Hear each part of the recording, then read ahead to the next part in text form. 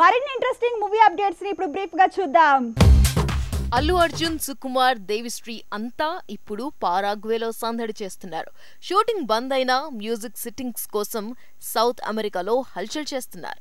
పుష్ప 2 తాలూకు ట్యూన్స్ ని Devi Sri and team ఈ పాటికే లాక్ చేసింది. ఇక ఫిల్మ్ టీమ్ మరోసారి ఆ ట్యూన్స్ ని రివ్యూ చేసేందుకు, అలానే ఫ్యామిలీతో సరదాగా గడిపేందుకు పారాగ్వేలో సందడి చేస్తోందట.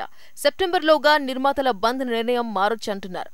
సో వచ్చే నెల 2వ వారం నుంచి పుష్ప 2 మొదలవ్వొచ్చనేస్తున్నారు. కౌన్ బనేగా కరోడ్పతి షోలో అమీర్ సందడి చేశాడు. RRR మూవీ గురించి కమెంట్ చేశాడు. ఆ కమెంటే ప్రోమో రూపంలో ఇప్పుడు నెట్లో వైరల్ అయింది.